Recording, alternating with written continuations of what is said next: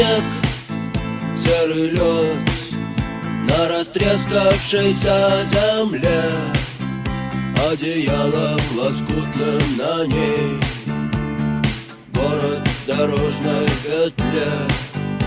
А над городом плывут облака, закрывая небесный свет. А над городом желтый дым, городу 2000 лет, прожитых под светом звезды по имени Солнце.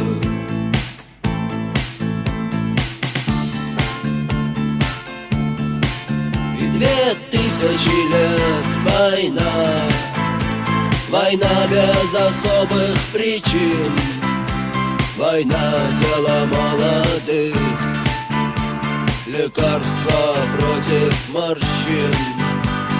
Красная, красная кровь, через час уже просто земля, через 2 на ней цветы и трава, через 3 она снова жива и согрета лучами звезды по имени Солнце.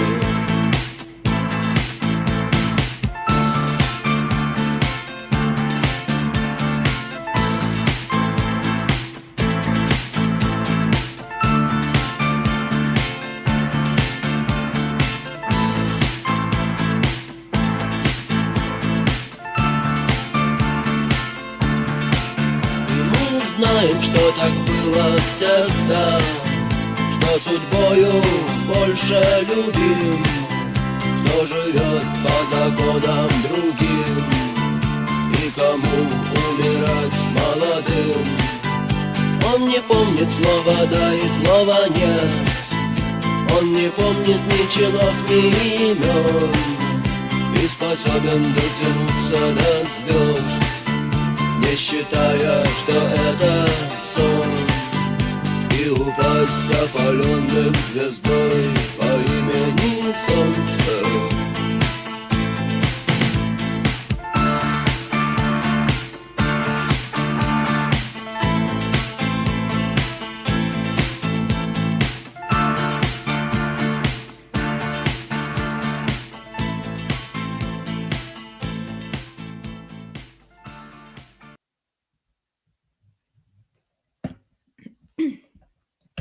All right, here we are.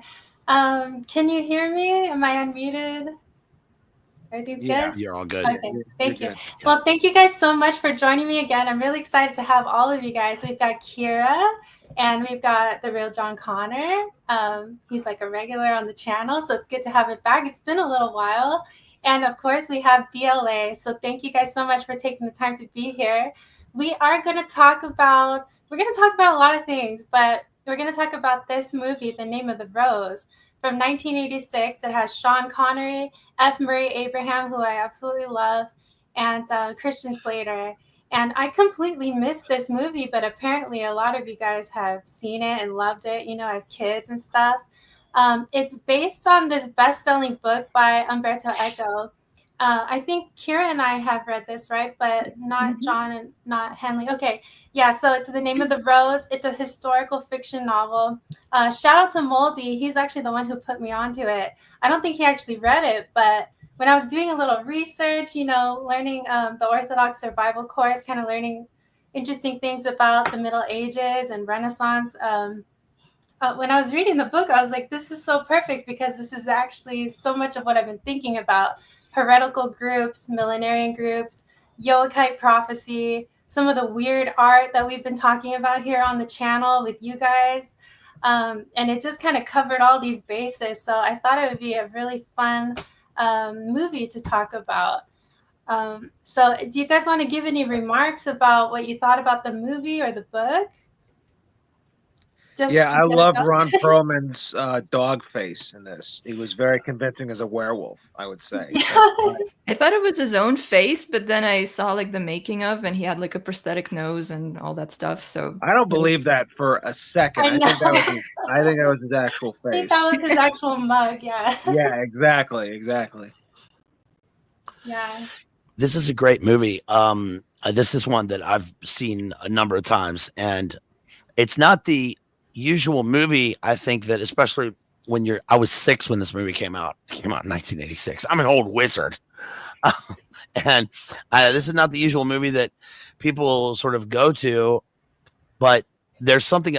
The main thing about it is Sean Connery. Sean Connery really drives the film, and it is a really interesting movie about logic, and it's a kind of film noir where there's a detective story going on, with monks. And what I've always really liked about the movie is the kind of ambiance in it.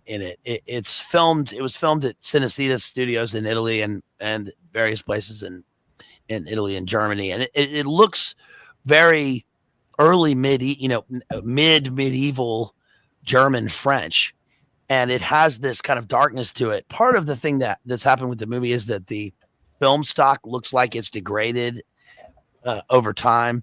I'm not sure, it'll probably need to be restored, but it's both a panoramic film and it's entirely insular. So the crazy thing about this movie is that the beginning and end shots of the film, especially when you see the master going away with his apprentice, and you see Christian Slater, you find out is narrating the film as an old man. You see these wide expanses, and I think it's really indicative of this sort of the emptiness of medieval landscape post Roman Empire. And there's a long span of time that exists in medieval Europe, especially in the minds of modern people, where it seems like Europe was dark. It's the Dark Ages. It seems like the landscape looks dark, and I love like autumnal into wintry looking movies. I love cold looking movies, but then the film manages to sort of juxtapose that with these insular scenes inside of the abbey, where we have this microcosm of medieval civilization going on, and there are all these various storylines with these people. And then you go even further than that, and there's the illumination of the texts that they are looking at.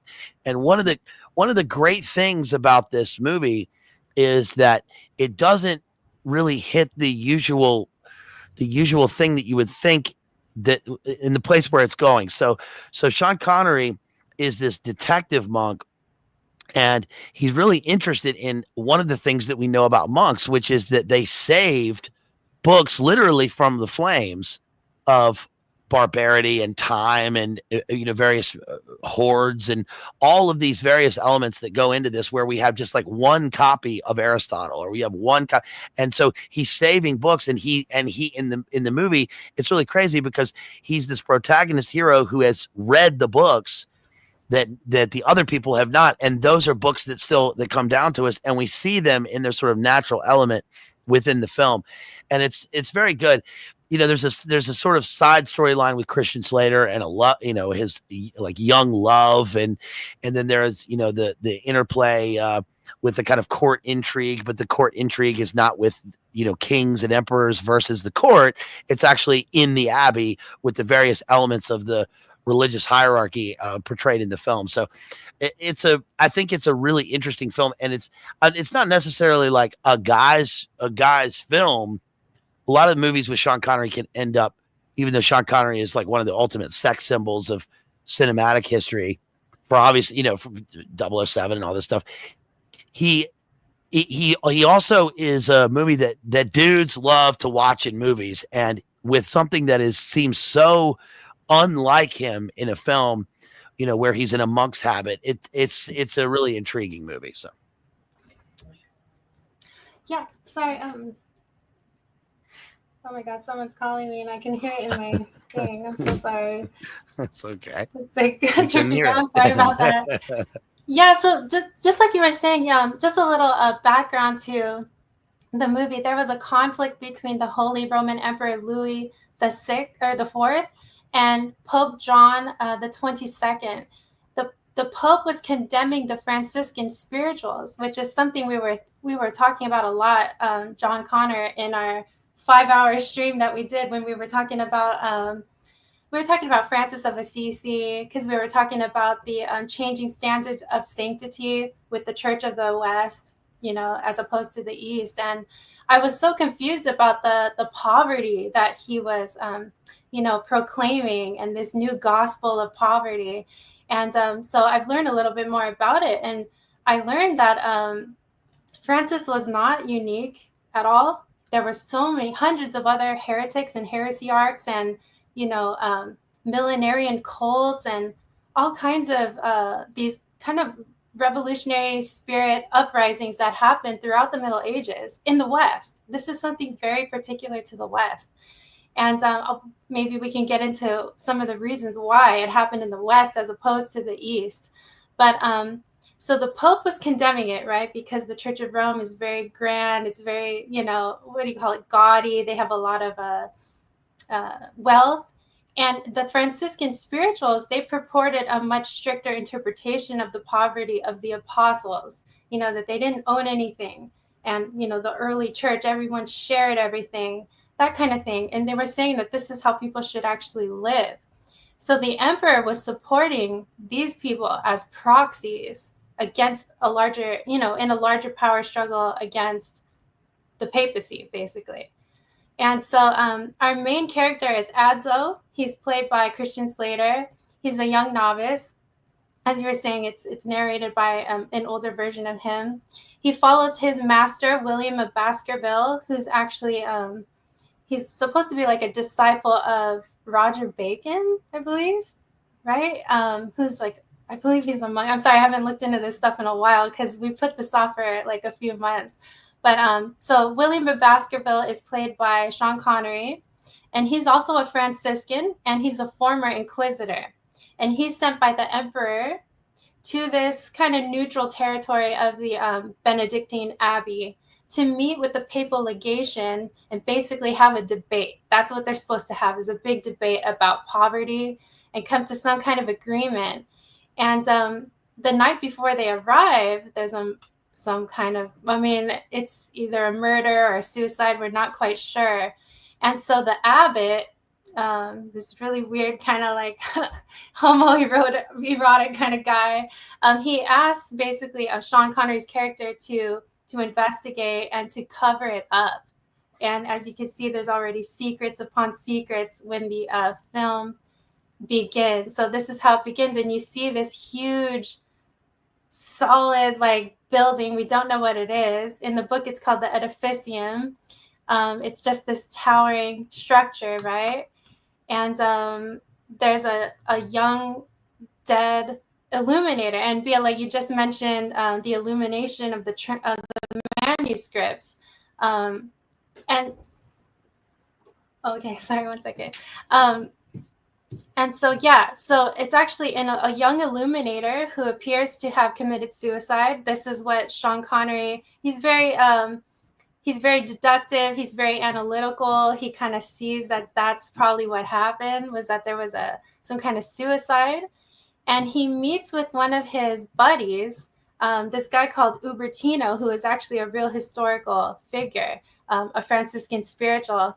He meets with him in the church. He's laying face down in front of a statue of the Virgin Mary. Totally just being a little bit weird, right? And some of the things he says is interesting. He says that the boy who died, the young illuminator of the manuscripts, has the eyes of a girl seeking intercourse with the devil. So basically alluding to the fact that he was probably, doing something he shouldn't have been doing. And yeah, I don't know if you guys remember that part. I don't know. He's very he's just a weird, pervy kind of guy, right? So that's how the film portrays these Franciscan spirituals. They did have a weird sort of vibe to them. I remember that watching the movie at first. It was like these guys had some weird sort of pent up, which I think was I don't know if that was like that in the, obviously I haven't read the book, but I don't know if it was like that in the book also, where they had this sort of this even worse. Really? Okay, yeah. Well, yeah. It's I think a lot of times, we talked about that in the last stream about the survival course with Padre Pio and stuff like that. It's a lot of these a lot of the times monks are portrayed in movies as these I don't know, these sort of very what's what I'm looking up here. Yeah, essentially just extremely not charismatic that's not the word I'm looking for. It's almost like they're oddities. They're like socially awkward and stuff, and kind of have these like weird sort of like ways of talking and being and stuff like that. And sometimes I think it almost comes off as like, I don't know. It's like in well, you remember Tropic Thunder? You guys remember Tropic Thunder, right? Mhm. Remember the beginning with the preview? You know what I'm talking about, Henley, right? The preview. Yeah. With the, Father, I've been a bad boy. Yeah, that part. Yeah. That's how a lot of movies portray monks. The Tobey Maguire and Robert Downey Jr. Devil's Alley. Yeah. Devil's Alley. Yeah, that's what it is. Devil's Alley. Yeah. Yeah, exactly. A lot of fictitious portrayals of monastics, at least in the West, are like that. I've noticed that they kind of. You make a good point. I think that even the shot that you have right here is of the edificio. It's like this edifice of this grand structure that is above people, but it's an ugly looking structure. It's almost like, Dracula's castle on this promontory, and everything. It's also got the tower there on the left. One of the guys is something to Bologna. So Bologna is a city known for its towers. The Via Astignelli, Via della Torre, and it's it's a city of towers, and there's an occult history with it. And when we look at this, we kind of think that this is a thing towering over this promontory of people. Like the people in the movie are found themselves in the middle of this wilderness, but it's the devil's wilderness, because this movie really sort of illustrates. It's a parallel movie for a kind of elite or globalist structure now. Alex would do a good interpretation of this movie. This movie is about the Epstein types who found themselves and basically we have a power structure where there's almost zero accountability. There's an enforcement from through the Inquisition, and in comes this guy who is bringing in a kind of late medieval, almost Renaissance experiential sort of deductive process into figuring out through a scientific method what's been going on. And they find this to be problematic because there's obviously a lot of depravity and a lot of there's a lot of creeper stuff going on. And the crazy thing about the movie is that it not only does it include labyrinths and false doors and like weird abyssal inner sanctums of these places, but we have a guy who, even though through Sean Connery's character, Sean Connery is always in Masonic movies. Almost all of his movies are Masonic, and he seems to kind of bring, even though there's an illuminated aspect to the movie, literally with the text, it's like he is bringing in something modern to illuminate the darkness that's been going on around this abbey where these people have been allowed to fester. And we have this old guy, the Gregori or whatever. Yeah. And then Michael Lonsdale is the guy who's face down. Michael Lonsdale is Hugo Drax in another Bond movie. That was Moonraker, not Sean Connery. But there's all sorts of sexual depravity and stuff, like the guy ending up upside down in the food, and then what's the guy's name with the dog face? Ron Perlman. Salvatore. So of course, the abbeys and the monasteries seem to be places where a social outcast, can go and they find a purpose, except for here, their purpose is filtered in through the lens of what their depravity already was. So they just find a sort of cover in the movie rather than finding purification, through prayer and through dedication to God. Here it seems to be the exact opposite. It's like a worship of power. And I think that the really crazy thing about the movie is that, and you can find this in IMDb, is that Umberto Eco described the screenplay as a palimpsest, and it's basically it's a text written over a text that's already been erased. So we have a page, and we can see the text of the page underneath it, and then that's erased, and then we have something over it, and that is a kind of simulacra for the movie. There's a group of people that have been kind of erased over, and we have another group on top of it. We have people that seem to be there for purification of sins, but it's written over with even more sin. And then the spoiler, and it really is a spoiler in this because it's spoiled. The food is spoiled in this. The people are spoiled. They're spoiled by power. And then when you are reading the book and touching it, you get poisoned and lick your finger and you're poisoned. So it's something there's poison ink over the page. And that seems to, again, that's sort of a symbolic for the rest of the movie. Yeah, and what's cool about the book, though, is like there's so many little debates that Christian Slater's character hears and gets involved into. He hears about historical accounts of these heretical groups and all the dark things that they were doing, and and he's this young character, so it's kind of interesting seeing it from his eyes, But yeah. During one of the inquiries that Sean Connery makes into the labyrinth, well, he doesn't quite get into the labyrinth of the library yet, but he gets into the scriptorium where everyone is working, especially the guy who died, Adelmo, who was an illuminator. And he gets into a debate with the oldest monk there, Jorge, who you mentioned. He's completely blind. And they get into this debate about humor. And Jorge is super dogmatic. He thinks that humor is, of the devil. And Sean Connery's character is like, no, actually, we need this. And that was an interesting thing, when we were talking about Hieronymus Bosch and all the weird things that you would see in the pictures. And you kind of, wondering, like, what is the purpose of all that? What is the purpose of these weird creatures? And if you read the words of, Sean Connery's character, it's like there's some kind of tool. It's like a tool. The humor of it all is a tool to understanding some kind of wisdom, So I thought that was an interesting take on the whole thing. Did you want to say something? Yeah, it's interesting. I'm just going to say one more thing. It's interesting with the humor aspect because I was recently reading about Abraham and about when Abraham is, told that he's going to have a child, and then he's 100 years old and he's going to have a child, and the first thing he does is laugh, right? And then part of the verse is, is he who laughs last. The laughing is described as a joy, and oftentimes we see monks, at least through depictions of monks and things we've read and things that I've seen. I'm just some guy, but things that I've seen, we have holy fools and we have people who are exuberant in their joy for God. And what's interesting is, as a contrast to that, we have this group of people who are much more Hieronymus Boschian in their, their sort of devilish intent to quash any sense of joy or goodness. And that has its outlets, its conduit is this abbey, and we have the outcome of that is depravity. That joy for them only comes through the bad guys of this movie, through this kind of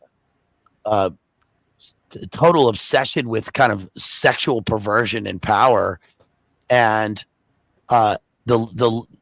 sometimes laughing. There's like an obvious difference in terms of just physiognomy or how we can depict hearing laughter in there's various forms of laughter. And when we consider the context, it often leads to something completely different. Like the sound of children laughing on a playground sounds angelic. It sounds like heaven. It sounds like that's the way heaven would sound. Children laughing. But when you hear hellish sort of cackling and screaming and the din of voices at like some concerts and like outdoor events. Like I saw the other day on the news, like there's a guy getting his head kicked in on the street and everybody's standing around laughing. So there's a difference between, there's a hellish kind of mocking laughter that occurs as a result of Schadenfreude. And then there's the kind of angelic laughter. And what's really crazy, even in this shot right here, the light is clearly on Sean Connery's heart, which is crazy. In this, we have, this is just perspective. We have a light from above. We have Christian Slater looking up at his master, and we have Sean Connery kind of in contemplation, but his heart seems to be illuminated here. And he never sort of loses that throughout the film. No, he doesn't. And it's interesting too because there's this obvious, it's in the book too, there's this obvious dialectic between the empiricist and the dogmatic. And obviously everyone in the movie who's super dogmatic is very ugly and very evil. But the most like attractive, normal looking people are like, you know, Sean Connery and I don't know, Christian Slater maybe. And you know, as these murders are kind of happening, there's like whispers of the Book of Revelations, like things are happening, apocalypse, you know, the Antichrist. But Sean Connery's character is always quick to kind of like dismiss that. And so we do get a second murder. So the second day, another monk. Oh, okay. So sorry, this was a scene from the scriptorium, and this is the librarian. And he has an assistant, this really fat guy, and very weird people. And they're the only ones who can actually access the actual library where all the books are. Everyone else is. Didn't the big guy also like that was a scene like at the very beginning of the movie, right, where he's flogging himself, right? And it has like that's another one of those scenes that had like again like sort of very sexual undertones to it when he was like sort of like grunting in a sort of even like a weird way. I remember that. And I was just like, dude, what are you doing?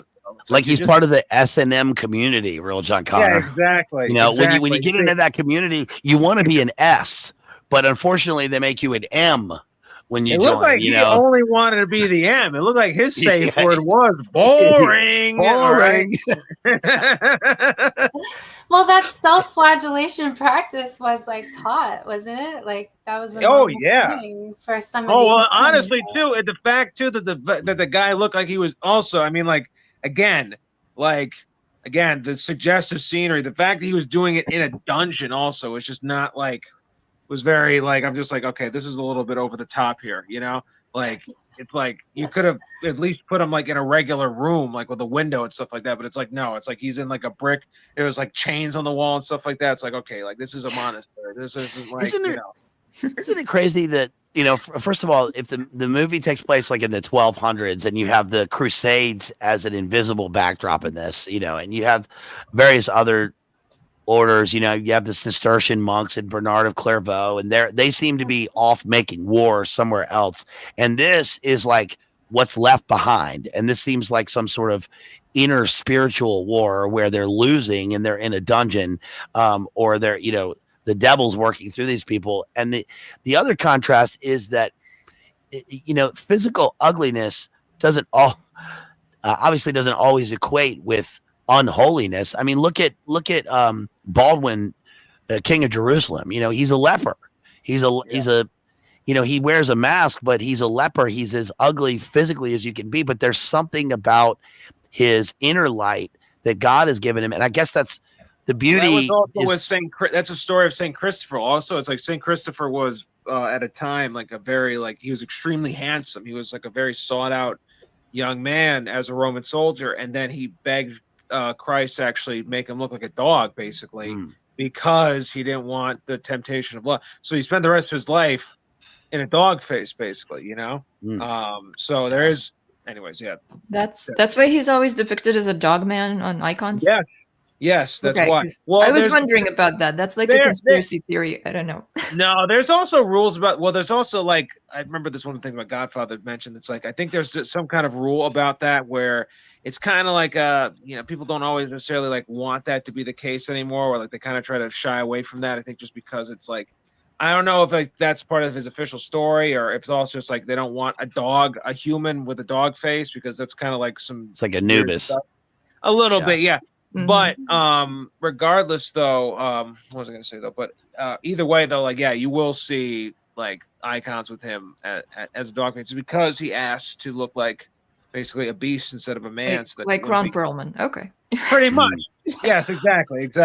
You see, he was the real holy man of them all, actually. You know, that's the thing the movie does. That's the implicit part of the movie. He looks like a warthog. He looks like Richard III or something in this movie. Yeah, you know. Yeah, he does. He looks like that movie. Like he looks like he's like in a high fantasy movie from the 80s. He looks like he's in like he looks like one of the guys from the Dark Crystal, actually.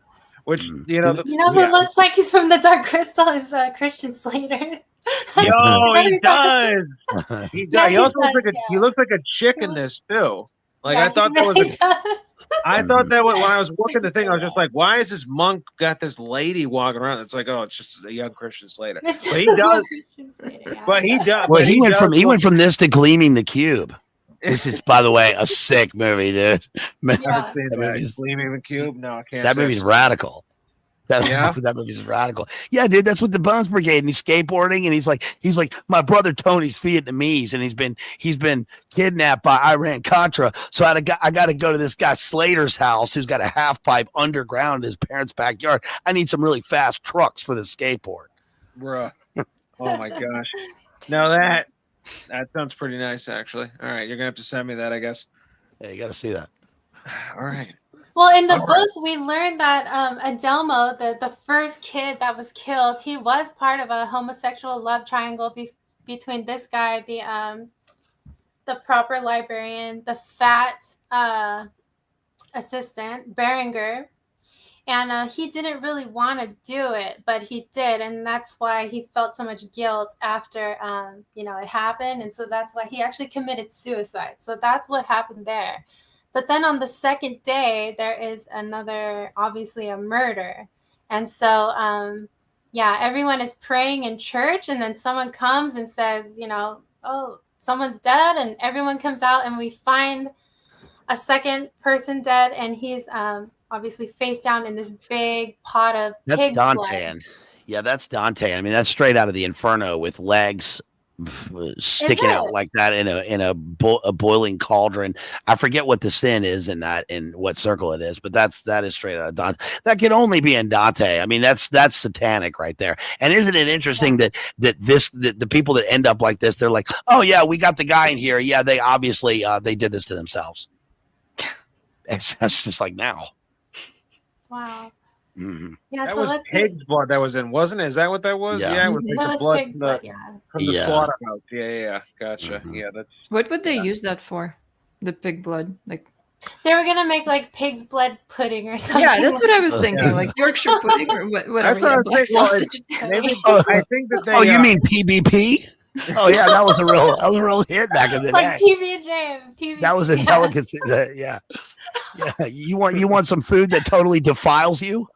Yeah, you want this. Wow. Exactly. That's what kids used to take to school with them in their lunch boxes back then. It was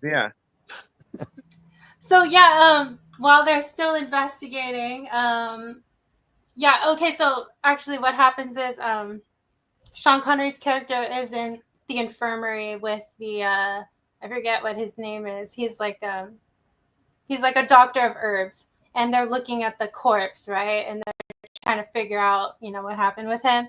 He has a blackened fingertips and a blackened tongue, and so they're trying to piece together what that means. And Christian Slater's character gets sickened by that, so he kind of leaves and he goes like kind of underground. He comes across, the guy we've been talking about this whole time, Ron Perlman's character, Salvatore. And he's just a total beast. He's just an animal. He's speaking a very strange language, It's kind of like Tower of Babel, just like gibberish, And he just acts like a total animal. And he keeps saying penitenziagite, penitenziagite. And Sean Connery's character comes in and he's like, what did you just say?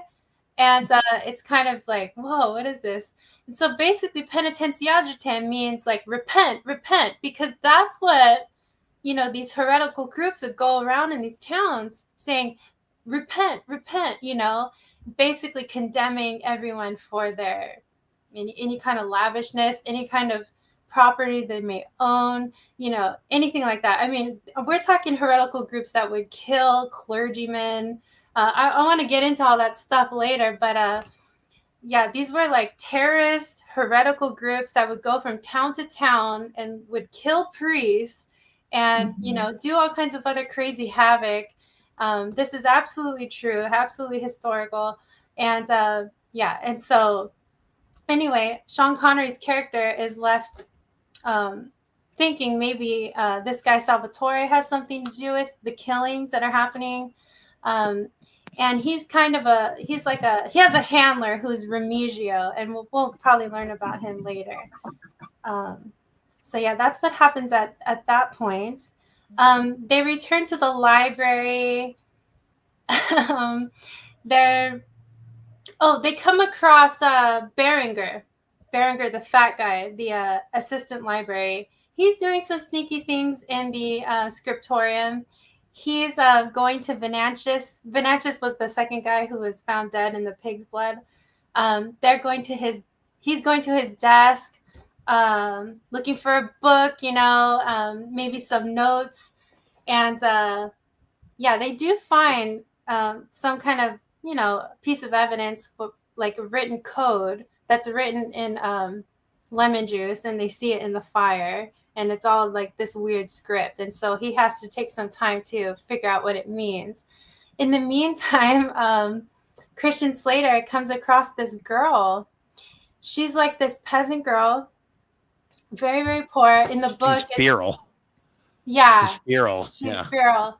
She doesn't even have, doesn't she have, she has like no lines in this movie either. So it's also like, I don't know. Like, she has no what? No name. She has no lines and no name. She has no lines. She has no lines. No lines, yeah. I don't know. Does she actually say anything in the movie? She moans and grunts and stuff like that. Yeah. She has no name either. She's just the girl. Yeah, she's just there. She's the I don't want to say it, but she's she's got a certain profession, I guess, or something. She's hot-blooded. Yeah. Okay. She's extremely poor. In the book, that filth. It's explained that her brother, she has a little baby brother or something. So she gets sneaked into the monastery almost every night by Salvatore and Remigio, his handler. He's like the cellarer. And, she exchanged favors for offal, right? Some kind of heart or some kind of organ of a big animal. And she takes Take your scraps, you grotty little wanker, right? She's a concubine for the monks. Ugh. Yeah, she is. And so she comes across this young monk. He's never seen a girl before, so she seduces him because she's used to trading favors with disgusting monsters. So for some reason she sees this young man and she just decides to seduce him. And she's like, this is a very better than pig's blood. Yes. And Christian Slater, he goes along with it. He doesn't know what to do, And it's the raunchiest scene I've ever seen. You would never see this in movies today. I guess in the 80s, they got away with this stuff. But yeah, it's really long. It's really raunchy. And in the book, though, it's very interesting in the book because he falls in love with her. And, there's this question of if it's real love or just lust. But in the book, it seems like it's real love. He really cares about this girl. He can't stop seeing her everywhere, in the trees and stuff. It's actually very interesting, the way that it's written. But he has to love God first. So, as a novice, this is a big problem for him. So he has to learn how to let her go and just love God. It's very interesting. But, they don't get into that in the movie at all. So, yeah. So anyway, she leaves him with her reward, which is a huge heart that belongs to an ox. He doesn't know what it is. He thinks it's a human heart. So he runs to Sean Connery's character and he's like, I found something. There's something else. And, Sean Connery's character is like, are you that dull? Do you not see that this is you? In the beginning, it says that he's the son of a duke or something, the Duke of Melk. That's why he probably wasn't exposed to any of the, he doesn't know what organs look like or whatnot, That's a good point, Kira. Yeah. And one thing that's interesting also with her is that she seems like she's going to sort of be a Sophia character for him and awakening him into what she actually awakens him in. It's kind of ironic is that because she awakens this sense of love in him, he actually becomes a serious monk in the movie rather than become one of these depraved like Yeah. the fat globular guy who's sucking on pig's blood all day. I can't get what I want. Go head first into the pig's blood. I mean, so he actually learns gentleness, kindness, and a sort of grace, especially through his father figure. Sean Connery's character, Baskerville, teaches him, to sort of maintain his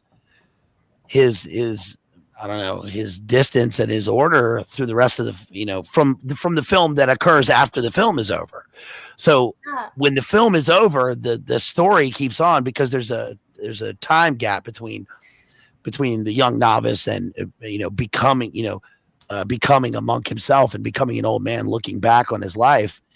And the movie actually ends with him discussing her, how he talks about her and how he always remembers her. And that really is the kind of fondness without any of the depravity that occurs with the rest of it. So I think it's manages to do something interesting. And with Sean Connery's character, when he confesses, what happened, because he already knows what happened. And then that night he confesses, and there's just so much mercy there. And I don't know. I just thought that was cool. He says, like, you should have come to me as a friend, not as a confessor first. And that's like, oh, that's so nice. It's fatherly. Yeah. It really was, one of those moments.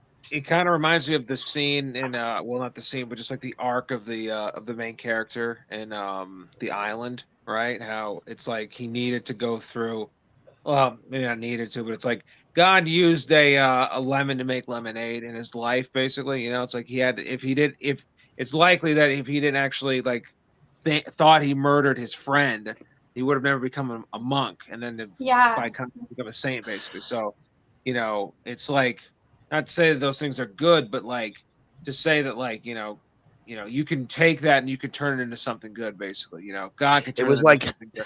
It was like Val Kilmer says in the movie The Saint, when he's my name is Saint Augustine. Give me constancy and give me chastity, but do not give them to me yet. Is that before or after he said, "You look like someone walked over your grave"? He said that later. Yeah, he said that later. Okay, gotcha. Okay. He was just too high strung. That's right. Play for blood, remember? So at this point, William of Baskerville's friends, the Franciscan Spirituals, arrive, right? Because they're coming for this big debate with the papal legation. So that's what's happening right here. Let's see, what else do I have? Trying to think, because I tried to get these stills, throughout the movie, so I'm not quite sure. But I guess they entered the labyrinthine library, and they're finding out how many books are there. William of Baskerville, he's pretty savvy. He knows what he's saying. He knows that some of Aristotle's works are there that, people are not supposed to know about for some reason. Especially, I guess he deduces, right? He deduces that Aristotle's second book on humor is there. Oh, what happened to? There you are. Sorry about that. No, that's okay. No problem. Chrome just decided to update in the middle of the stream and kick me out. So there's Baron Harkonnen and the black goo. I know. He's like, I'm gonna be Ophelia. You look like, all right, you remember the video? I'm pretty. Wow. You remember he looked like one of the guys from one of the Tool music videos in this, dude. Yeah. Prison sex. Yes. Or Anima or whatever it's called. Yeah. He looks like Blood Meridian, Judge Holden. Yeah. Yo, it looks like we got a raid from Tony. Hello, listener. Oh my gosh, thank you guys so much for doing that and coming. That's really awesome. I'm so appreciative. Yeah. Hope you guys enjoy. We're just reviewing a really cool movie from the 80s. So hopefully you guys have seen it or will watch it. In the Name of the Rose. Yeah. The Name of the Rose, yeah. Yeah. I'll say in the Name of the Rose or in the Named a Rose. It's Touched by a Rose on the Grave. I thought it was every rose. I thought it was every rose has a thorn. Is that what it is? No, that's not what it is. It's funny that you think It's that. Say My I Name. can't. I get it. I got that name. Well, you saw when we were first texting about this, Mel. I got it wrong like 8 million times. I'm 8 still getting it times, wrong. yeah. Yeah. I was sorry every time I had to correct you. I felt bad about it because you're like, whatever. I don't care, dude. I don't give a shit. No, the thing is though. Oh, go ahead, Bailey. Go ahead. I was going to say a couple other things just about the movie making with this. It's weird that it was directed by Jean-Jacques Arnaud, who is he made 7 Years in Tibet, and it has a European flair to it. And this is a kind of totally outside Hollywood movie. However, the themes in it, or at least the sort of palette of the movie, seem to be consistent with a lot of the things in the 80s. Remember, there was a big, like what they call now swords and sandals type of motif that kept occurring in the 80s, beginning with like, you had Beastmaster in 1981, and then you had Conan the Barbarian, and then that went to movies like Lady Hawk. Lady Hawk is a great movie with Rutger Hauer and Michelle Pfeiffer. And so we have these like Eurocentric, medieval-centric movies that sort of, this one is even kind of outside of that because it goes further into, something very specific with the medieval abbey. But what's also really interesting about this is that, at the time, I know that Sean Connery really was having trouble getting work. This was like a low point for Sean Connery, similar to Brando in the early 70s, not being able to get the Godfather. It was a big deal for him to get the Godfather, that nobody would insure him on that movie. And then we had the same sort of thing with Sean Connery in the 80s. Of course, Sean Connery was also in Time Bandits before this, and he sort of plays there's a similar time, sort of a time setting that keeps recurring with Sean Connery. And the other thing that's interesting is that F. Murray Abraham plays the absolutely hateable character in this movie, who is like thrown off the cliff. And, he's a totally depraved, degenerate sort of priest of hell in this movie. And that's interesting because he's coming right off of an Oscar win. He won Best Actor in 1984 for Amadeus. And he's playing almost the same character, mediocrity. He's playing the same character in this. And I think that a lot of people wanted the Sean Connery role in this, like Paul Newman and a bunch of older actors. Robert De Niro wanted to be in this movie, but he demanded a sword fight scene in the movie. And then he didn't get that. So he went on the same year to be in The Mission, which is just in South America. It's just another a Jesuit movie in 1986, which that's a great film with Jeremy Irons. But that Sean Connery sort of wins out in this and has a kind of resurgence in his Hollywood life. He went on to win an Oscar, his only Oscar, for what's the movie with Kevin Costner where he cries? Kevin Costner cries in every movie. The one about how. That's right. Thank you, Kara. The Untouchables. But the same sort of thing happened with F. Murray Abraham for Amadeus. All these people wanted that role and they couldn't get it. And then this strange movie out of nowhere kind of gets that. And it's a well done flick. So. Yeah, it is. So on the fourth day, that the big fat guy, Berenger, he's found drowned in the bathhouse because remember when I was mentioning that night there was a scuffle in the scriptorium. He stole the book and he hid the book, and for some reason he passed out in the bath. So, there's a little intrigue there. Let's see. Okay, yeah, this is funny. I don't know if it's very explicit in the movie, but in the book, it's very obvious that Salvatore, the dog man, the beast man, he turns to witchcraft because he wants to get laid by that girl. And so he gets a chicken, he gets a black cat, he gets some eggs. He's doing some ritual, trying to get her saliva to spit on the eggs. I don't know. It's just absolutely crazy. He starts a fire. Yeah. And so by now, I don't think I don't have a slide of it, but yes, by now, like you were just mentioning, F. Murray Abraham's character, the Inquisitor. He's the Inquisitor. His name is Bernardo Gui. He's actually a real historical character. He arrives, he's part of the papal legation, and, he catches the girl and Salvatore, and he's like, absolutely. I've seen I've seen chickens and black cats before. I know what this is. I know what's going on. She's a witch, you know, like obviously they're all going to get burned at the stake. So he arrests them. And yeah, so he's torturing him. Yeah. Yeah. Did you want to say something? I was gonna just address Kristen. Shouts out to Kristen out there, Slow Boy Whiteboard. She asked a good question, which was, why can't actors insure themselves for movies? Which is a pretty logical question.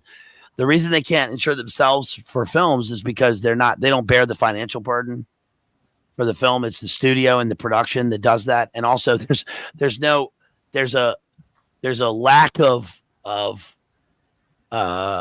there's a conflict of interest with the way the movie is making money and with the production.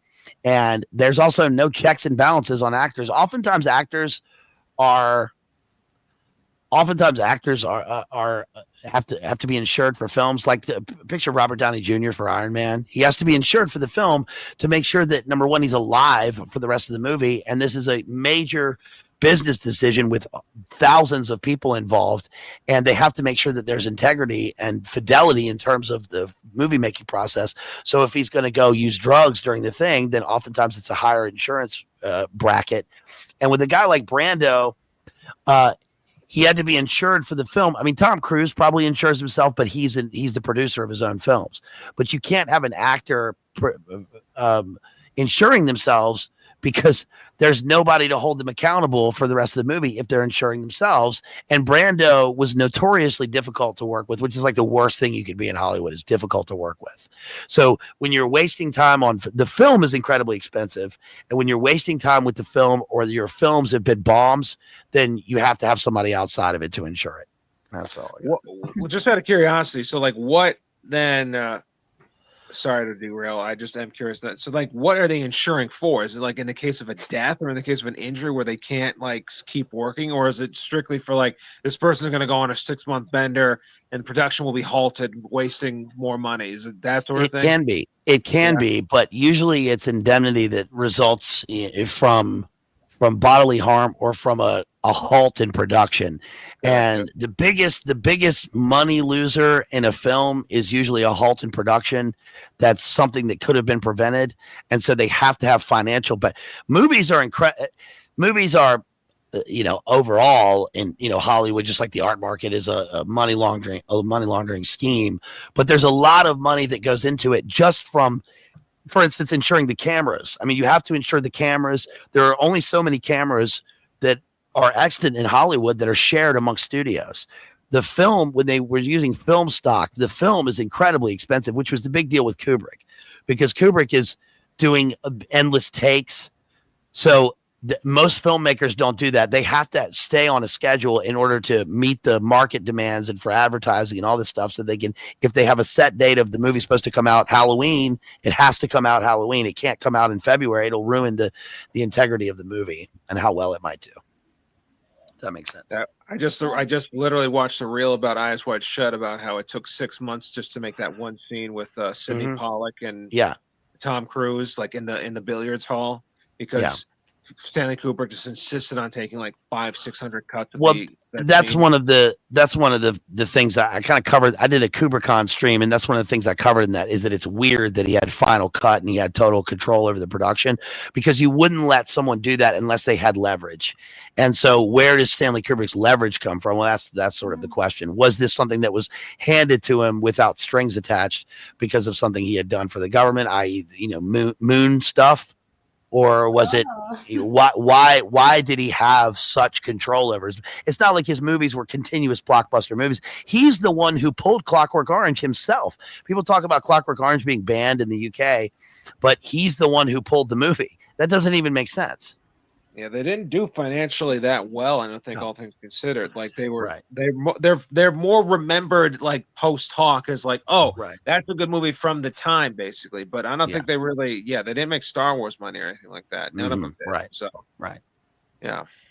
I'm gonna have to go, you guys. I'm sorry. I dropped in and I just wanted to say what's up to everybody, and I gotta go though. I'm trying to get something to eat and hit the gym. I'm trying to get swole. I'm trying to get cut up. I'm trying to get jacked. I'm trying to, and people didn't say, who's that Alpha Chad when I walk in, and not that globular guy under the water doing Ophelia. So. Well, Okay. thank you so much for hopping on. Thank you. All right, for your Joe. time. Peace. Love y'all. Bye. Peace. Yeah, buddy. Love you too. All right. So that was awesome of him. I'm so thankful for that. So thank you so much, BLA. And go everyone subscribe if you're not already subscribed to BLA's channel at Bazed Lit Analyzer. You know, he's the realest one we have. And so exactly. If Moldy or Daniel can link his channel in the chat, that'd be really great. So yeah. So the snap. fifth, go ahead. I said snap, like, you know. Yeah, do it quickly. I'm just kidding. So on the fifth day, right, of their visit to this monastery is the big debate, right? And during the debate, Severinus, that's his name, Severinus the herbalist, he's trying to get Sean Connery's, attention. He says he's found the book, right? And so Sean Connery's like, okay, go take the book, lock yourself in the infirmary and I'll meet you later, right? So, this is the book that everyone's looking for. It's the book that's making everyone sick and die, So just wanted to recap that a little bit. And so anyway, they go to the laboratory, the infirmary, and they find that his skull is crushed. So he's been killed. And they can't find the book. And Remigio, the cellarer, the guy who was, having sex with that girl, every night in exchange for, favors and stuff, he gets Bernardo Gui, right? The F. Murray Abraham character, his archers or whatever, they arrest him. And so they believe that he is involved with the murders. Obviously, there's witchcraft. They see evidence of that. So they have this big tribunal, which is what's happening here. And Bernardo Gui thinks that there's irrefutable proof that they are in league with Satan. And Salvatore gets dragged in, Remigio and the girl, they all get dragged in. Sean Connery's character is actually acting as a judge. He's chosen as a judge. And there's this when's the last time you guys watched the movie? I just watched it to prepare for this, but I've seen it several times. But yeah. How about you, John? I watched it when we watched it. So I don't know. It was right after Pascha. I know that. I think it was right after Pascha. And oh gosh, I don't remember at this point. So it's been a little while. It's been a little bit. So that's okay. Well, yeah. So there's obviously there's a history between Sean Connery's character and Bernardo Gui. Because like I was saying earlier, Sean Connery's character was he was an inquisitor. And oh gosh, I can't remember what the backstory is of that. But I think it was that wasn't it that now this is jogging my memory. I think it was that the two of them, like, what's the word I'm looking for here? I think Sean Connery left to become a Franciscan. Isn't that what it is? No, there was someone on trial and they were I think Sean Connery defended him and then he went to prison and torture and underwent all that. Yes. And then they forced him to renege on his decision and he basically the guy died. And I think it was the same kind of controversy about, I'm not sure what sect it was or heresy, but it was one of the kind of heretics, kind of like Ron Perlman, but a heretical group. So something like that. So basically they tortured him out of justice, right? But he knew that he was innocent, just like he knows just like he knows that young girl is actually innocent. She's innocent of witchcraft, right? But the thing is that he doesn't say anything because he has no standing to defend her, and he knows it's going to be a big problem. And he knows that she's already what does he say? Like burnt flesh, burnt flesh. Yeah, she's a goner, basically.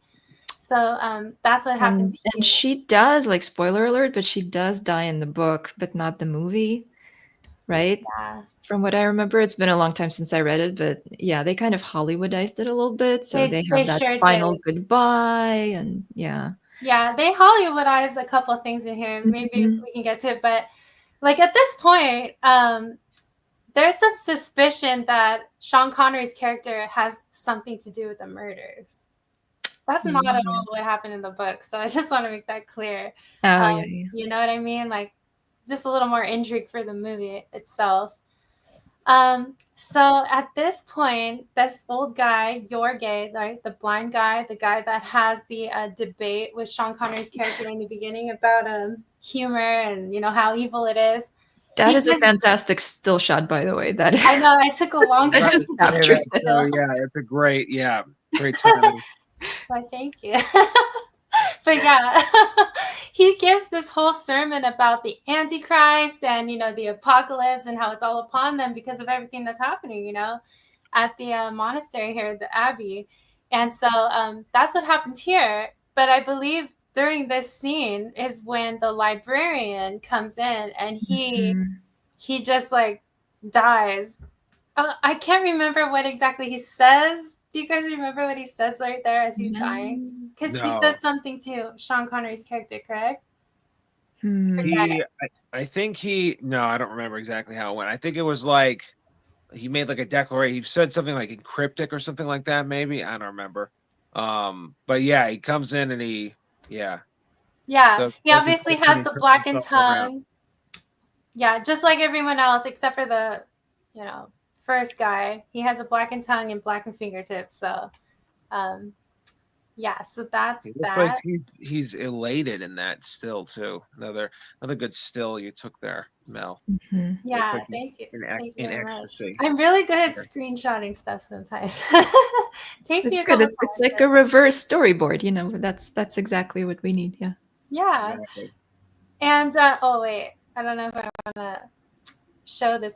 In the book, do you remember, Kira? There's this really interesting dream that Adso has, and it's actually about this real like heretical story that comes from Saint Cyprian. Man. I can't remember. It's been like over 10 years since I read it. I'm sorry. Oh my gosh. It's been like a few months since I read it too, so I completely forget it. Yeah. So there's this wild, debaucherous like dream that he has, and it's actually based off of this crazy story based on Saint Cyprian, who was a sorcerer, right? Ooh. Right? You guys are familiar with that? And he becomes a saint. Cyprian.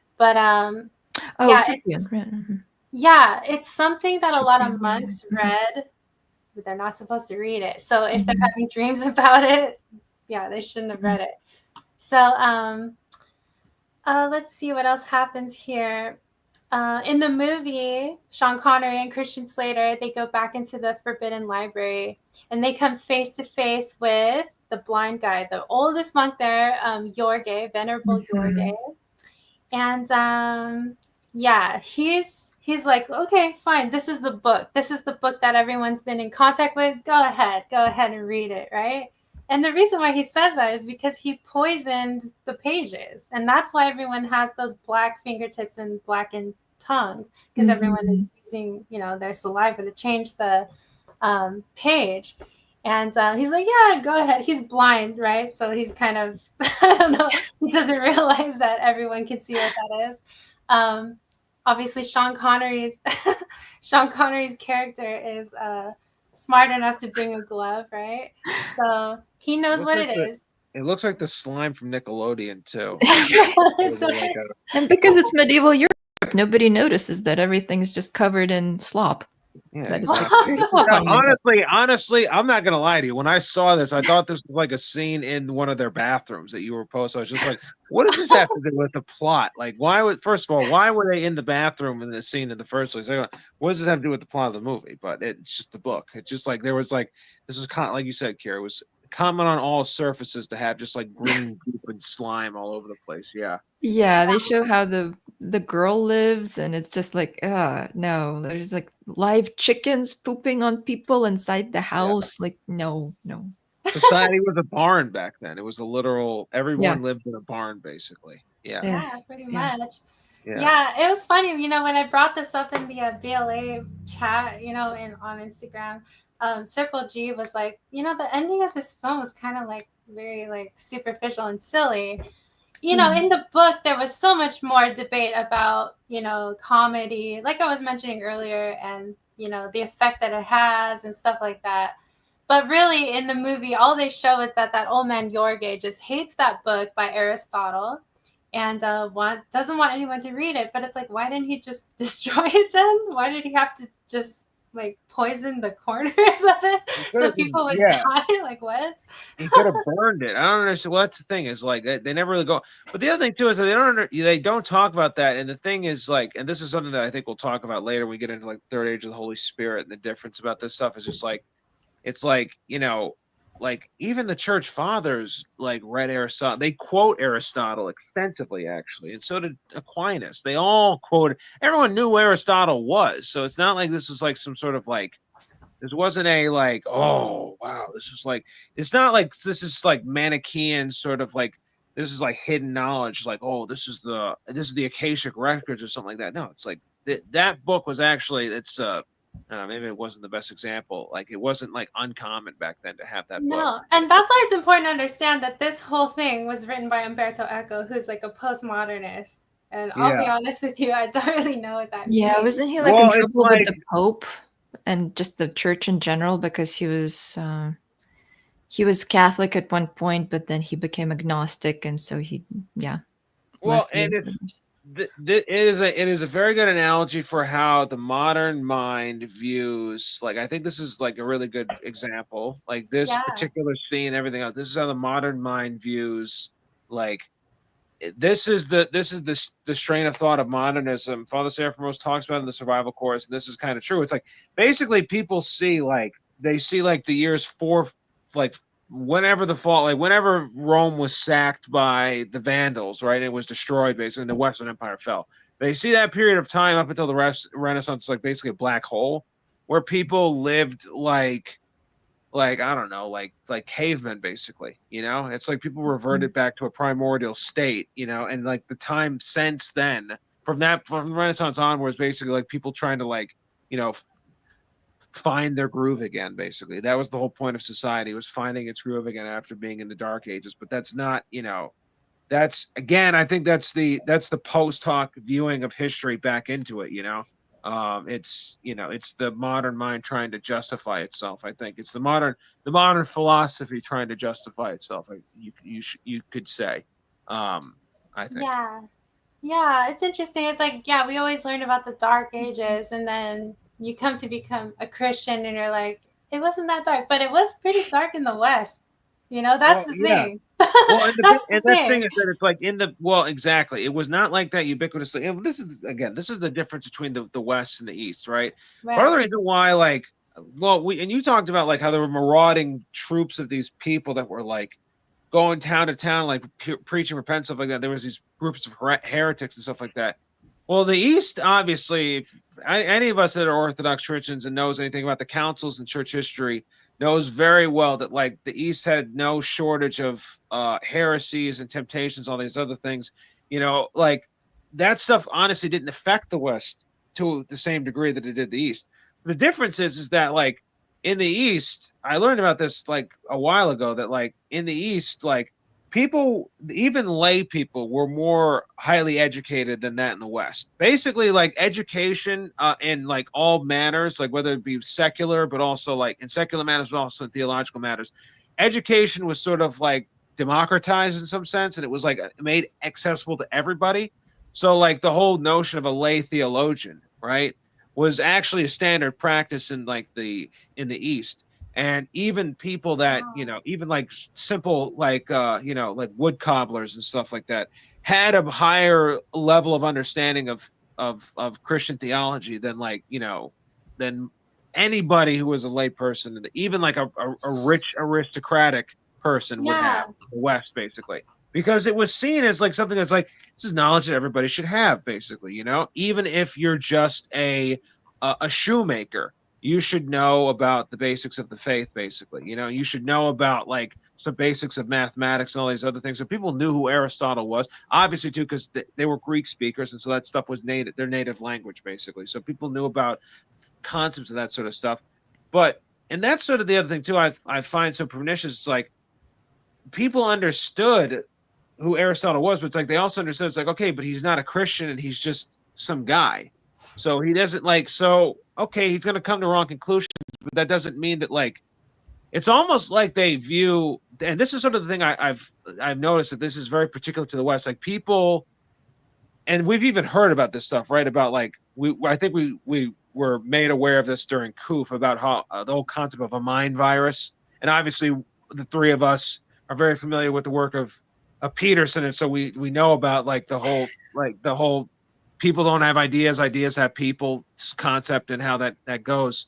But I think that's a very particularly Western thing, that like this whole notion of like an idea can be a virus that can latch onto people, and that you have to like contain it in things and keep it away from people, or else it will infect their minds. I don't know if that's necessarily that common, and was that common in Byzantium.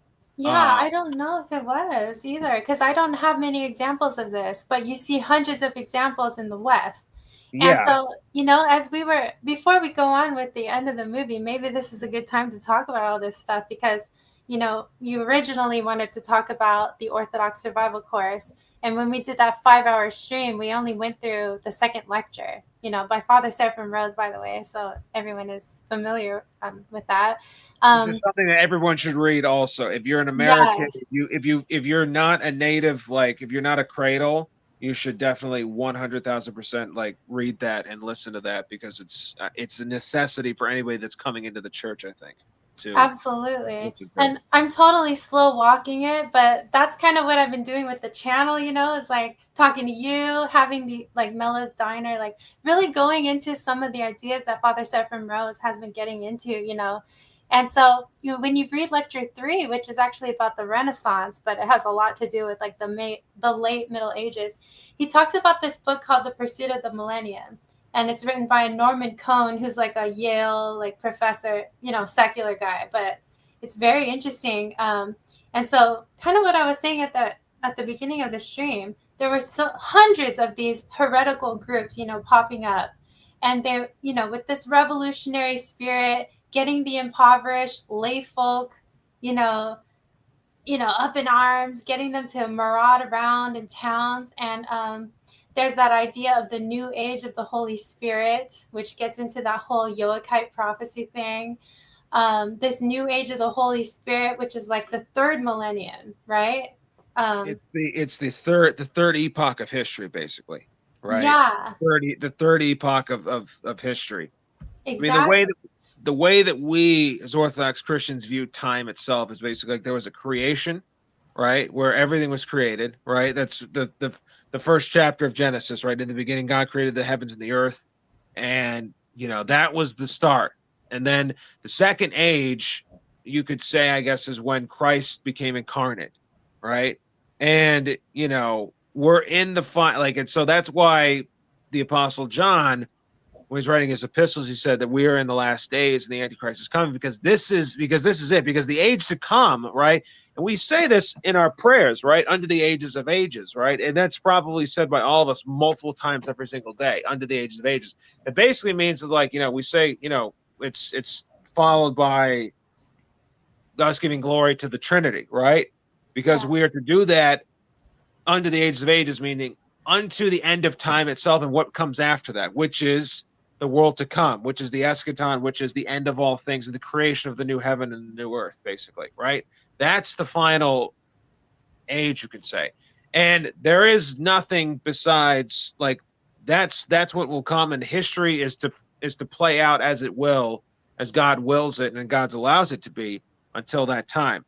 And there will be, and so if you think about, for example, like for any of you guys in the chat or anybody listening, think about, for example, like what we, especially if you're an Orthodox Christian, anything about Protestantism, how they sort of have these ideas of the millennium and the 1,000-year reign and the rapture and all this other things. And now it's like there'll be this third state, basically, prior to the actual end of the earth, but where Christ will reign visibly on the earth for 1,000 years, right? That's a very common belief. Well, where does that idea come from, essentially? Where does that stem from, right? This idea, because that's not present in the Church Fathers at all. It doesn't actually appear at all until this comes into Protestantism centuries later. Actually, centuries after the reformers, the initial reformers of like Martin Luther and Calvin and all that stuff come into play, is when this millennium idea takes place or comes into the fray. But where does it come from? Well, it doesn't come from Joachim of Flores, but I think what you were Yeah. saying, Mel, is that Joachim of Flores sort of put a name to something in the air, basically, right? Yeah. Joachim of Flores put pen to paper about something, like many artists do. Many artists really all they're doing is they're just pointing to something in the zeitgeist, as it were. And that's what the third age of the Holy Spirit was. The third age of the Holy Spirit was just something that was in the zeitgeist of the West as it began its road of apostasy. And this notion is that it's almost like, essentially, like, if you know anything about what the communists or what, the tiny mustache person believers or the transhumanists or any of these other, like, even like really the libertarians, I think, are a good example of this also, how they believe that, like, oh well, we can transform the world, we can Yeah. listen, man, we can have peace on earth right now, man. We just Yeah. have to like we just have to like we just have to like burn down all the plastic, and just start hugging trees, man. It's like all the environmentalists are the exact same way. We can have a total transformation of the earth. We just can never burn fossil fuel ever again. And we have to just we have to replace all of our glass with plastic. We have to replace all of our aluminum products with this stuff. We have to plant 1,000 trees, and no one can have children ever again either. That's the other thing too. All that, it's always tied into this stuff. It's always, again, something to do with children, some weird sexual stuff, some weird anything else. Right, all these other things. You can change the fundamentals of your gender. You can change the fundamentals of your body. You change all these things because, like, utopia is something that can be achieved according to these people, according to this belief, and that's what the third age of the Holy Spirit says, that there will be a third epoch between the end and now, where it will be a utopia, basically. And I think from what Joachim says is that, like we wrote, is that like there will be no need of a priesthood, no need of an actual visible church. Everyone will have total access to sin. Will be an impossibility because everyone will be with Christ. Absolutely. Hold on 1 second. I want to go back to this. I know I showed this. Wait 1 second. Okay, I know I showed this before, but this is Hieronymus Bosch's centerpiece of the Garden of Earthly Delights. Okay, take a look at it. It looks fucking crazy. There's all kinds of people like doing, I don't know, sexual acts, but they're very innocent. They're very playful. And that's the thing about some of those heretical groups, where all this stuff kind of stemmed from, is this antinomianism, where there's no sin. And in the third age, everyone is going to be practically divine. Everyone's going to be practically a god. And so you can't commit a sin. You can do anything and nothing is wrong with it. And so Father Seraphim Rose, he purports that Hieronymus Bosch was part of one of these heretical groups called the Brethren of the Free Spirit. And I think this is from the book, The Pursuit of the Millennium. I just want to read a couple quotes here. So the core of the heresy of the free spirit lay in the adept's attitude toward himself. He believed that he had attained a perfection so absolute that he was incapable of sin. Although the practical consequences of this belief could vary, one possible consequence was certainly antinomianism, or the repudiation of normal norms. The perfect man could always draw the conclusion that it was permissible for him, even incumbent on him, to do whatever was commonly regarded as forbidden. In a Christian civilization which attached particular value to chastity and regarded sexual intercourse outside marriage as particularly sinful, such antinomianism most commonly took the form of promiscuity on principle. Accusations of promiscuity were, of course, often brought by one religious community against another. It was a stock technique of polemic in the medieval as in the early church. But when they are directed against the adepts of the free spirit, these accusations take on a different ring. What emerges then is an entirely convincing picture of an eroticism which, far from springing from a carefree sensuality, possessed above all a symbolic value as a sign of spiritual emancipation, which incidentally is the value of free love, which free love has often possessed in our own times.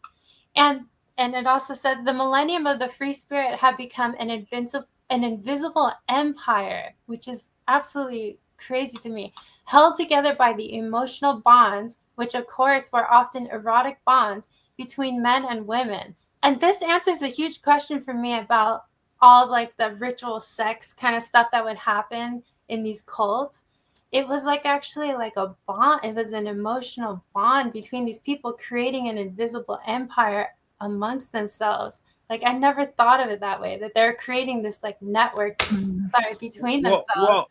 Yeah, you know what? And the thing, Henley, like, actually, I don't know if he intentionally, like, I don't know if he connected the dots to this, but you saying this and me thinking about this now, it's like, isn't that also? It's like we think about like, okay, all this like this ritualistic sexual stuff. Isn't that also what the elites of today do? Also, Yeah, like, that's sort of like some, and like because not only is like there's political philosophy that are tied into this Third Age stuff, this whole notion of like being sinless and like being in a state of total union with God. And essentially what it is, it's like with, because that's one of the things like the Father Seraphim also mentioned with Francis, is that Francis, there's parts of some of his life writings, like some of like the writings of St. Francis, of his life of St. Francis, some of them like have him saying things like, well, I wasn't sure if I was actually God or not, basically, it's like he was even saying like he felt as if he was basically one of the Trinity essentially at some point.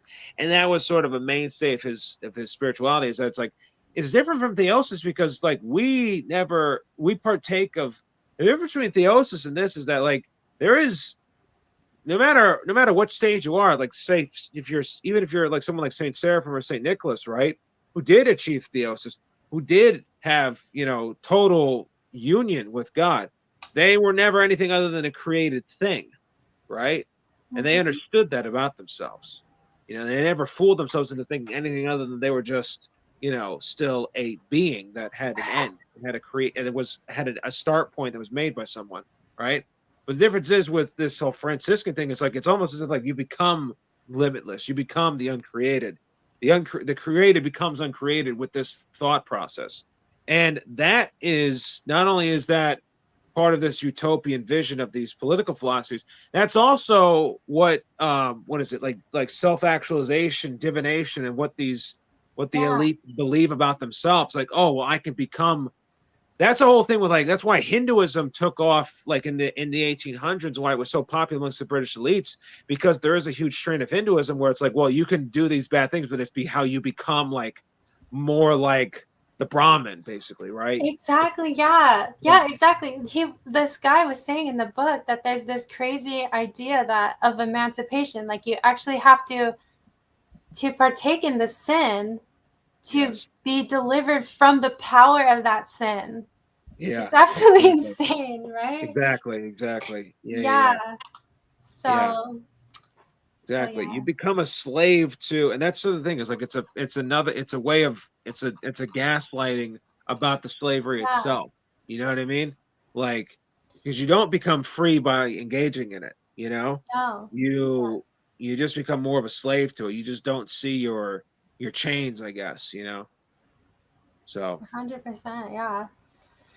So so a lot of these heresies really were stemmed from the teachings that were based on the claim that Christ and his apostles lived in total poverty.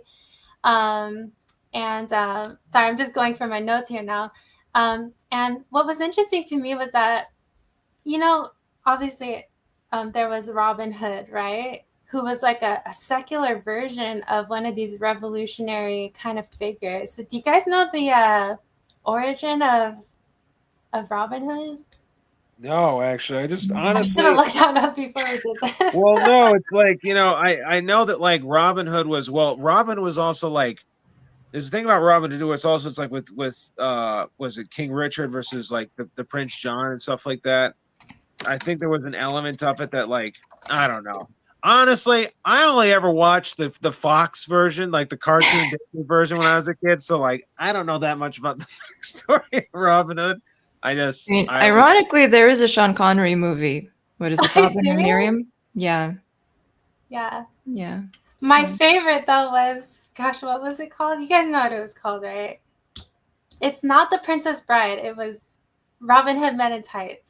You guys have Oh seen that. I've yes, seen that a yes, I million love times. that. Well, the guy from Princess Bride is in that too. Yeah, exactly. Yeah, and Chappelle's in that too. It's a Mel Brooks movie.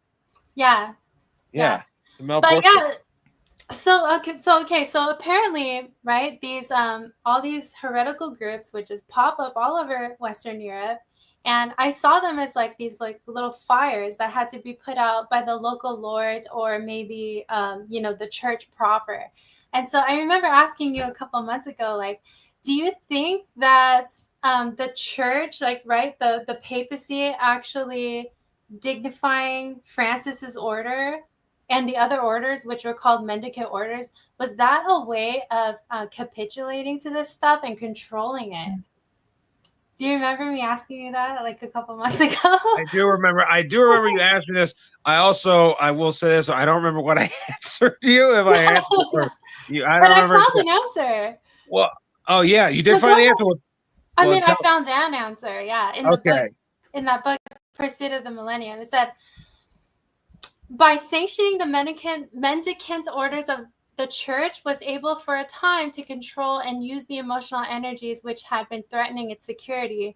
But already by the middle of the century, this method of canalization was becoming less efficient. And as we could see, you know, the Inquisition came about too, trying to stamp out these heretics. And, you know, you can't really do that. You know, you can burn these people at the stake, but another heretic is going to pop up. And one of the interesting things that I learned from that book was that one of these heretics would be like, okay, everyone's following me, and, you know, I'm going to die one day, and on the third day, I'm going to rise again. And he literally would be killed. And then 3 days later, someone else, some other heretic would arise in another locale. And that's when I was reading that book, I was like, there's definitely some Antichrist thing going on here. There's definitely some deeper meaning to that. And just to give people, you know, a list of some of these groups or heretics, you know, in case they're interested in looking into it, there's so many to list off. Tanchelm of Antwerp, Eon, the Master of Hungary, the Brethren of the Free Spirit, which I just talked about, the various flagellant groups, which, by the way, John and I talked about that when we were talking about the seventh seal on the Board No More segment that we did.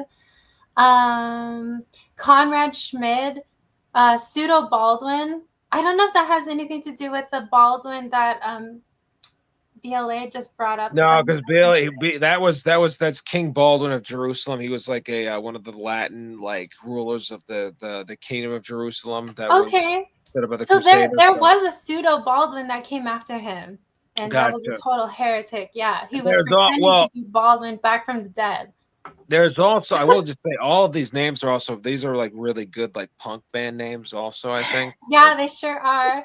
Yeah. There's the Cathars, the Begars and Beguins. Which is also, I saw in your notes too, that's also where the word beggar might come from. It's from the beggar. Yeah. I'll read that in just a moment. The Pastoreaux, which is a bunch of like agricultural type people that would go around and just burn everything down. Father Seraphim mentions the Taborites, Thomas Munzer, and the Anabaptists, which is crazy to read about. I had no idea how crazy. Oh yeah, that's those Anabaptists are like, they're on one, dude. So Pana with Alec Baldwin. I'm sorry, it's really funny. And Father Seraphim also mentions how some of these movements found its way into Rosenberg's The Myth of the 20th Century. So if you know, you know. And I know you already mentioned small mustache guy. So that's that. And yeah, like I said, they ransacked towns, they burned stuff down, they killed clerics, and they were also into like crazy bestiality and incest and stuff like that. So that's what some of these groups were doing. And in the book, they make it pretty explicit that Salvatore and Remigio, you know, the two guys that were brought into the tribunal with the girl, they were part of these groups who were doing that stuff. I was going to say, yeah, Salvatore, he was like, it almost sounds Bolshevik because it's like, well, we killed the rich because they were rich and they didn't live in poverty. Like, okay, yeah, that's... Actually, okay, so let me, I have a very long quote, and I'm sorry that I have to keep reading, but this will answer that whole question. Like, why? Okay, so this is from The Pursuit of the Millennium. Obviously, I'm going to come to the conclusion that it's the Antichrist working through history. But there's another reason that's very interesting, and it harkens back to Father Seraphim Rose's kind of conclusion that all of this stems from the Great Schism. Same with Father John Strickland in his book series about, the history of the church. He also believes that a lot of these problems really stem from the schism. And I'm going to try to show why that is here, okay? So please forgive me. I'm going to read a really long thing. So it's not that long. There were always some layfolk who noted with bitterness the gulf that separated the poverty and simplicity of the first Christians from the wealthy, hierarchically organized church of their own time. These people wanted to see in their midst men in whose holiness they could trust, living and preaching like the original apostles. Men did exist who were prepared to fill that role, even if it meant going against the church. In the eyes of the church, only its duly ordained ministers were entitled to preach. Laymen who presumed to do so fell under the church's ban. Yet there hardly seems to have been a time in medieval Europe when there were no lay preachers wandering through the land in imitation of the apostles. Such people were known already in 6th century Gaul, and they continued to appear from time to time until, from about 1100 onwards, they suddenly became both more numerous and more important.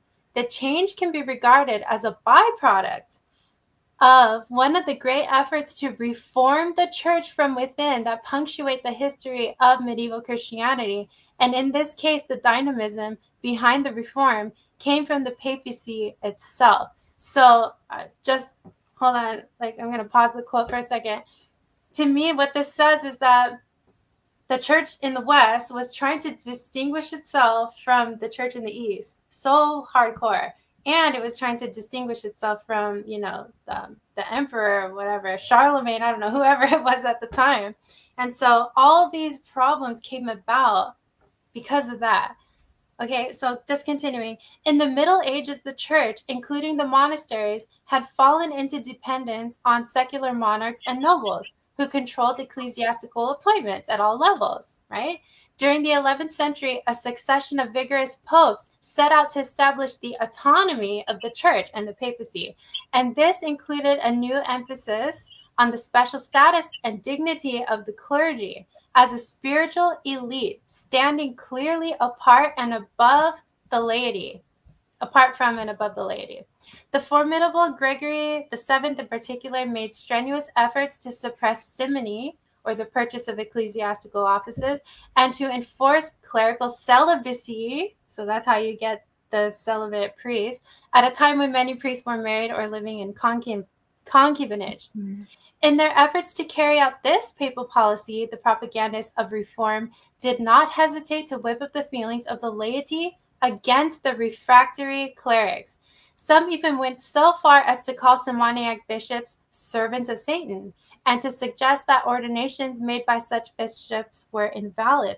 Diocesan councils repeatedly forbade married and concubinary priests to say Mass, and so did Gregory VII himself. Orthodox, I think that's little o Orthodox reformers, did not, of course, argue that sacraments administered by unworthy priests were invalid.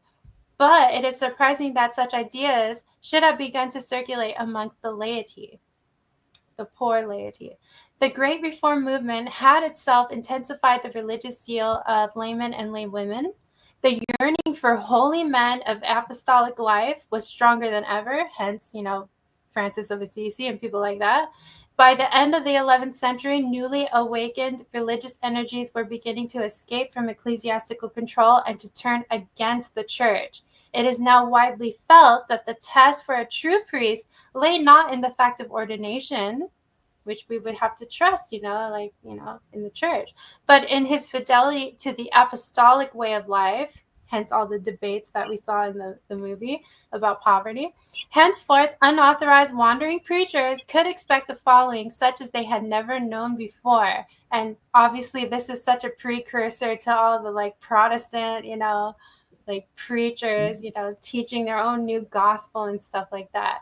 And so it just, yeah, like I said, it's the same errors that split the East and the West that created this crazy problem, like fire, you know, just like lighting the West on fire. And you don't quite see this in the East. I don't know any examples of that in the East. I mean, like we mentioned before. So I mean, there was. I mean, well, here's the thing.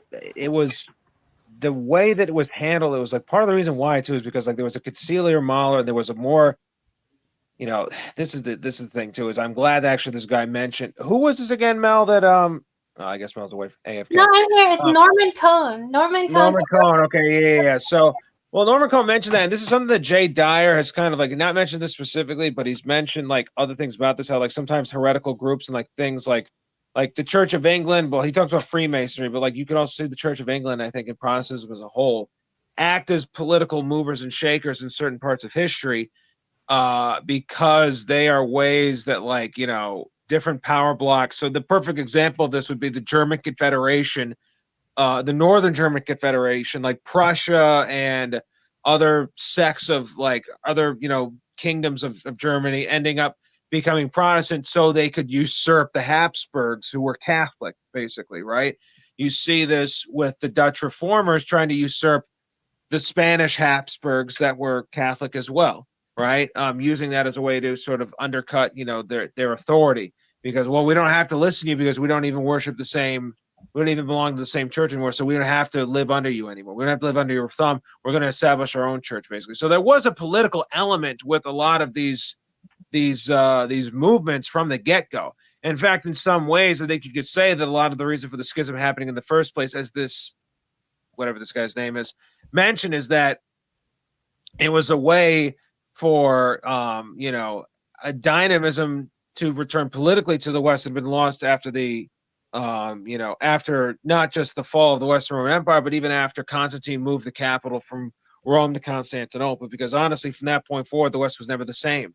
You know, after the Battle of the Bridge and Constantine took the mile marker and put it in Constantinople, the West really, it was, they, in some sense, you could say they've been trying to recapture that ever since, I think, in some ways, you know, whether it be Rome, whether it be London, whether it be Vienna, whether it be whatever capital city you wanted to talk about, the West as a spirit, in some sense, is trying to recapture that. So that's been a driving force for forever. So I think this, what this guy's saying, is 100% correct. It's something that, you know, there's obviously a spiritual component to all of these things, and ultimately this is one of the things that, you know, this goes back to Dostoevsky, right? Dostoevsky said in the Grand Inquisitor, right? You know, the whole point of the Grand Inquisitor, that what the Grand Inquisitor was talking about when they imprisoned Christ, is that, well, you know, the devil offered you those things in the desert, you didn't take them, but we ended up taking them because we want our prize now. We don't want it in the hereafter. We want it now. And that's one of the things the devil offered Christ, is political power, right? And that's essentially, you know, the underlying tone of a lot of the things when you read into it, is that it's like they didn't just fall into, it's deeper in some sense than a heresy. It's a fundamental temptation of humanity, basically, that they fell into. It's a deep temptation, basically. yeah, and also just the whole idea of chiliasm, you know, like we were talking about, but it's just this idea that we can achieve like some transformed, you know, of reality here on Earth. It's completely demonic. It is. Well, and it's, yeah, exactly. That's the key there, right? It's the working of it's the mystery of iniquity, right? This is the mystery of iniquity, right? Being played out before us, basically. And that's why it's so important for people to read that book, as if you're a newcomer to the church, if you're not from a culture that never fell away, like the Slavs, like the Greeks, or even the Arab community and stuff like that. It's like you know, I'm sure anybody that's known people from the old world, quote unquote, the old world, right, knows that like they just do things. There's just these subtle differences just in like even the little things, right? It's like in Pulp Fiction. Show us the biggest thing about Europe. It's the little things. It's the little things that make the big difference. That's the truth, right? It's like, and where do those little things, where those little differences, those way of life, those views of life come from? It comes from this, really. It comes from the fact that like we've been steeped in something, in a movement, right?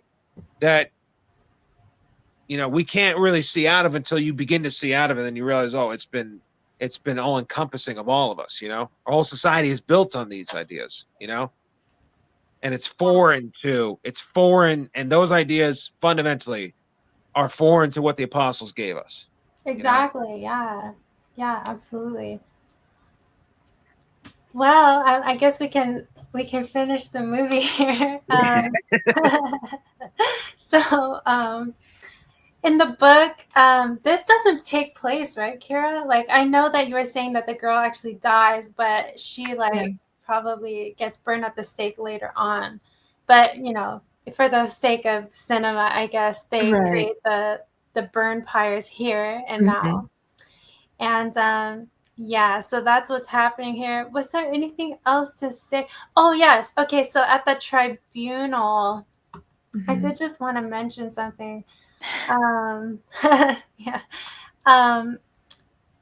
So part of the book's dialogue was derived from F. Murray Abraham's character's, his actual real historical character, Bernardo Gui, had an inquisitor's manual. It's called the Practica Inquisitionis Heretici. I can't freaking speak Latin. Pravitatis. Okay.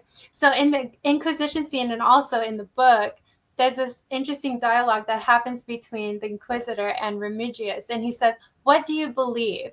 And Remigius replies, "Well, what do you believe?" And the Inquisitor says, "I believe in all that the creed teaches." And Remigius tells him, "So I believe too, my lord." And Bernard knows that this is a trick of the heretics, because he's not claiming to believe in the creed. He's claiming to believe the statement that, you know, the Inquisitor just said that he believes. So I don't know. There's just this trickiness that's going on. I thought it was interesting that they included it in the you know, in the book and the movie. So I do believe these heretics were really demonic. You know, I believe they were really inverting. You know, there's this explicitness in Christianity, right? It's like it's all there. It's the gospel. Like, there's no secret to it. And that's what these heresies were doing. They were, you know, inverting everything. Everything was secretive. Everything was covert. And yeah, it's just very clear to see in the movie how covert everything is, you know. Like another type of legalism. Yeah. Yeah, legalism. Yeah, that dogmatism. I don't know. Well, So it's this whole idea of, I mean, I think the word Gnostic even comes from like secret knowledge, right? Yeah, I think it's sort of like related to that.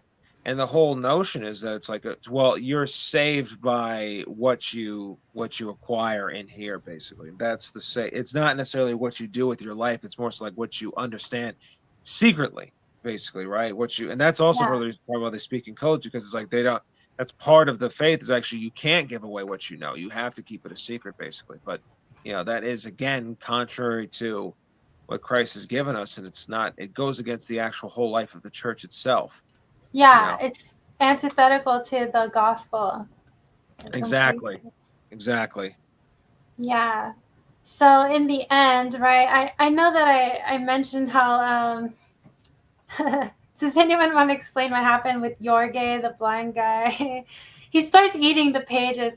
I thought in the book they said, what is it? Ekperosis. That was the word that was used. I don't know if you remember that, Kira. Ekperosis.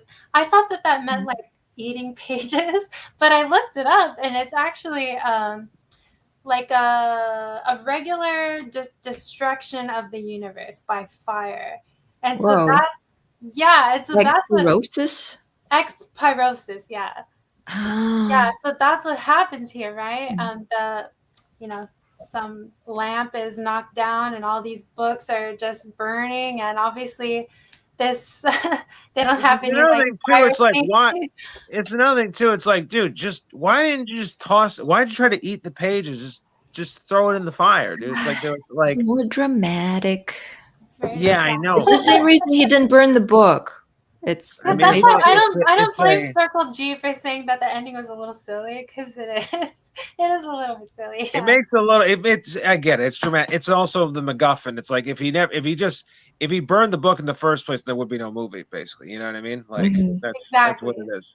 You know, wouldn't there have would all be the murders and all that stuff. Yeah. exactly. We wouldn't have all this. We wouldn't be here discussing it right now, right? No, You you know, wouldn't. And just like a little bit of trivia, like it's like just to because the whole thing burns down, right? So can we Yes. just mention like they built an entire set that's like one of the biggest sets in all of film history. This is like a 14th century monastery, just not paper mache. This is all for real.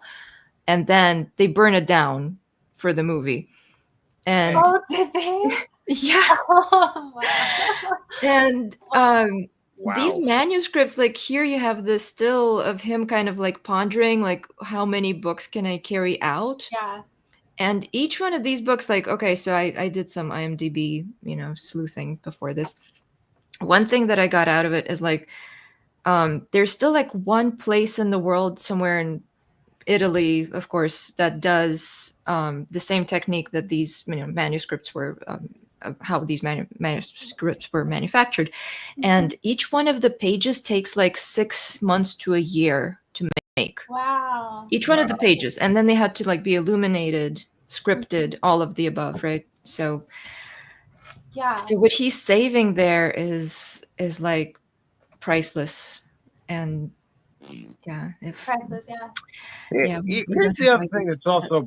I just want to say this also, and this has have nothing to do with the actual, but it's just more like a movie thing. It has nothing to do with this particular movie. It's just like, how does a building that's made out of bricks like burn to the ground? Also, Yeah, I don't I'm just know. saying.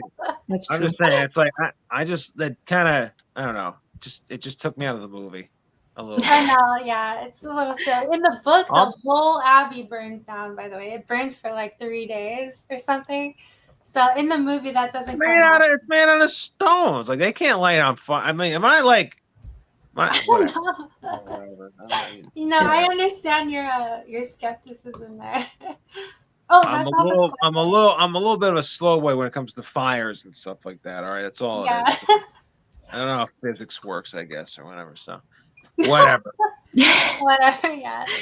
So at the end, like BLA was saying, Bernardo Gui, the Inquisitor, he tries to escape and his carriage gets knocked down the hill. Oh, that was satisfying. Yeah, I That mean, was extremely satisfying to it was watch. satisfying. Long But I do love F. Murray Abraham, so that's the only thing I didn't like was that it was his character. But yeah. He did look like a little bit of like he looked like probably like how his character in Scarface should have looked with that pencil thin, like it looked like it was drawn on his mustache and like his beard Yeah. and stuff like that. Mhm. Yeah. So yeah, he dies. The girl, I don't know how she gets saved. So someone saves her. From It doesn't. burning Well, someone. honestly, who knows? Maybe that was her. Maybe I don't know. Maybe that was her. It was her ghost. You know, who knows? Maybe I don't know. Deus But, Ex like- Machina. Yeah. But the cool thing Yeah. is that he does meet her on his way out, and he doesn't stay with her. He decides to leave. So He It's has. almost like he has a choice. Yeah. Yeah, Yeah. I do have to say that is another thing that like at first it took me I was like for 20 minutes I was like I had to pause the movie and I was like, dude, what are you doing? Like you gonna stay with this weird old Sean Connery as like you have a chance at like love and happiness and everything else, and you're gonna stay with this weird old monk, but then I remember it's like, oh yeah, she's like the village hua who can't talk, so I yeah, just become a monk. So yeah. and like BLA was saying, she's like feral, right? So Yeah, she basically, I mean, that's the thing is like if a person could be a feral cat, that's who she is basically. Yeah, she's like, honestly like, I feel like she should have meowed in this movie, instead of like to talk. But she didn't. I don't think she did. I don't think she had any lines. So it would have been actually appropriate if she just meowed a little bit. So she didn't have any lines, but you did see her like there was a scene where she was with her family, and they were just completely like, I don't know, savages, absolute savages. So yeah, but the it's inside of cans and stuff like that, Yeah. yeah, in the closing narration, the older Christian Slater, he reflects that he never regretted his decision, and he learned many more things from Sean Connery's character. And he also states that the girl was the only earthly love of his life, and he never learned her name. So, yeah. And so isn't that Kind of like bittersweet. ultimately like what isn't that the name of the whole thing, the name of the rose? Like, are we going to talk about like what that means? Because you know what, I didn't want to Her talk name about was it because I Rose, didn't that's read why. it because Her name I was thought it Rose. was totally meaningless. But do you know the reason? I don't know. I was hoping BLA would like say something about this, but there is a quote at the very end, right? And it's I'm looking on Google Translate right now. It's "Stat rosa pristina nomina nuda tenemus," and it says, "The rose stands by its ancient name. We hold the names naked." That's just Google Translate, but there's definitely something deeper there. And probably goes back to then the girl being nameless and I didn't think of that. the entire that's the whole premise. Yeah. I thought it was just some postmodernist thing that Umberto Eco was trying to put in there, like the name of the rose, like some semiotic thing, like okay, the like name of the I wouldn't discount the guy. I know he was, like he quit the church and everything. I was just watching like a thing about him. The guy had like 40,000 books. In his collection. It was something enormous. So yeah, he's got a thing or two to say. So I'm thinking this is very cryptic. I think her name is Rose. I think that's what it is. Yeah. Her name is actually Rose. Must be it, yeah. Yeah. Her name is Rose. Every rose has a thorn, And hers happens to be chlamydia, so Oh my god. Well, that's all I had, you guys. I don't have much more to say about the film. Do you guys have anything else to say about whatever we've talked about so far? No. Before I start like cracking up and. I like that his name was GUI, and in my mind, this is a weird connection because usually in like computer language, it stands for like graphical user interface, and I'm like, dang, this guy is kind of like our modern nemesis because now we're faced with AI, and back then it was another kind of GUI. It's all kinds. Yeah, that's where my mind went. I don't know. I'm old enough to remember when GUI was just the consistency of like a candy, basically, And that's what happened to him at the end. Yeah, he got exactly. GUI'd. He became candy. Yeah, exactly. So yeah, exactly. Became road candy. So. Anyways, I don't have much else to say. I just wanted to say, thanks for having me. It's always great to be on here with you, Mel. It's always a pleasure to be. Thank you, Kira and John. Hanging out, and and I think everyone should read. Everyone should watch this movie. It's a pretty fun movie. Everyone should check out the book. Probably if you're into, if you can read, I guess I don't know. Maybe you should like work on that or something. I don't know. And and definitely read the Orthodox Survival Course with Father Seraphim Rose. Yes.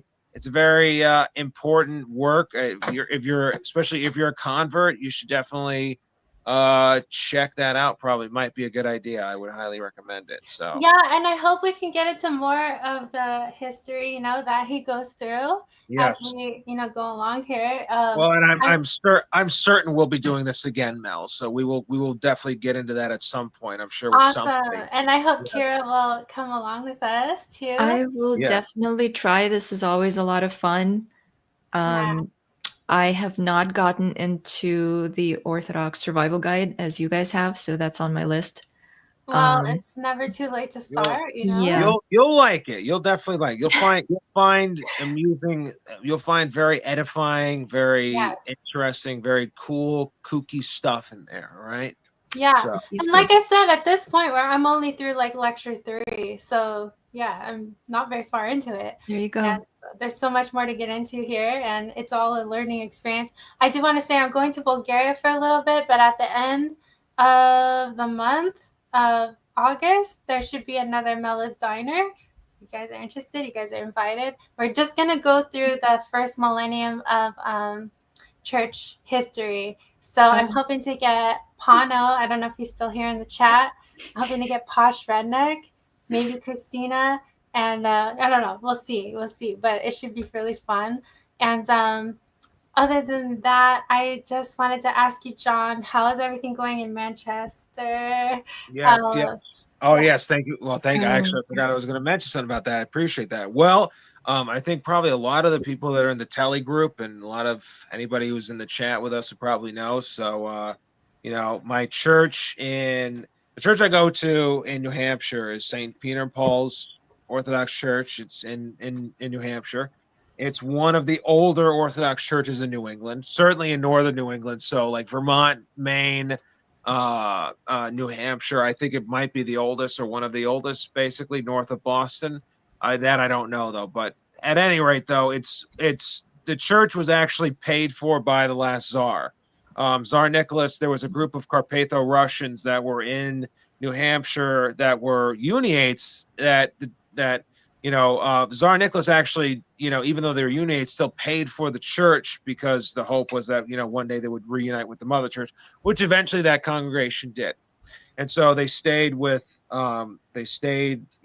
they became the church, that community mass converted to the actual canonical Orthodox Church.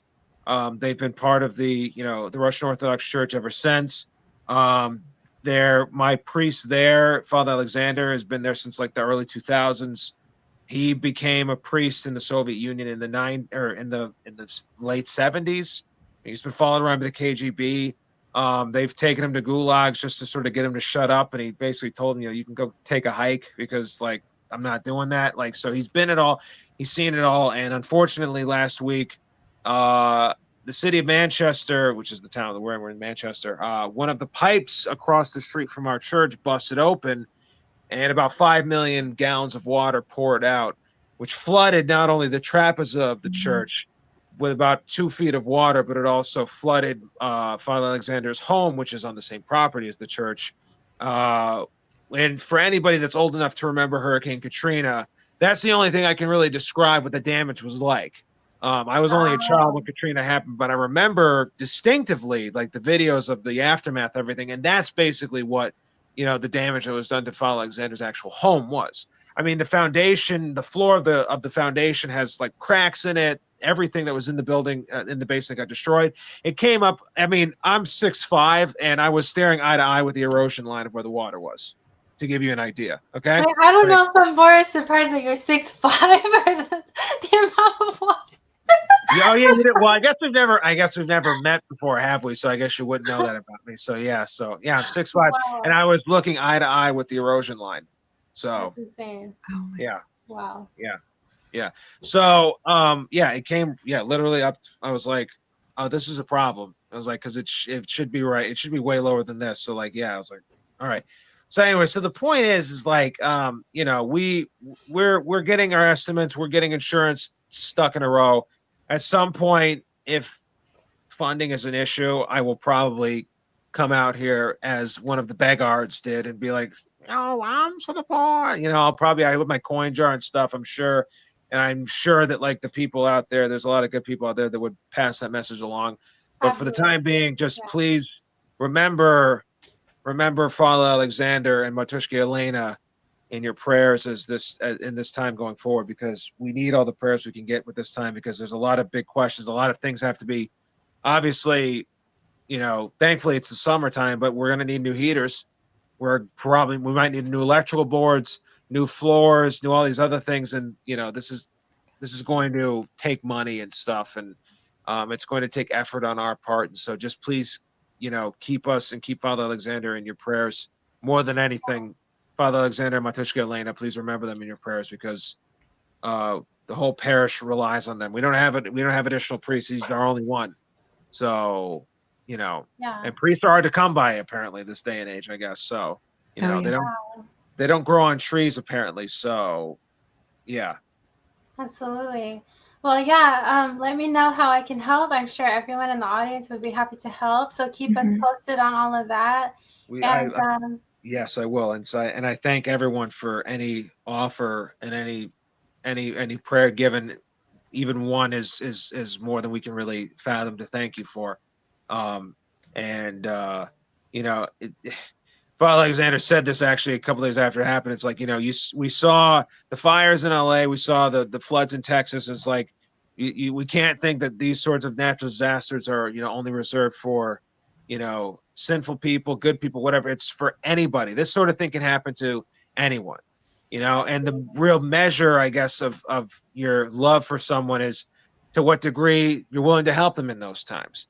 And so the best thing I can say really is not only to please pray for us, but like, just don't forget that if you see someone struggling, just that's the true test of selflessness. That's the true test of service to others, is if we can actually help people, even if it inconveniences us.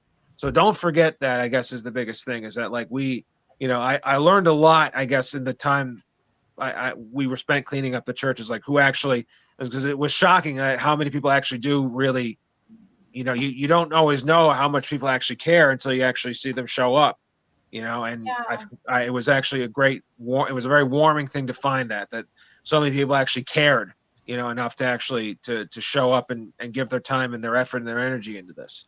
So I guess that's the other thing I should say about that too, is that it's like, don't forget that to show up for people if the time comes. That's one of the most important acts of services we can have as Christians, is to just show up for people, when they need us.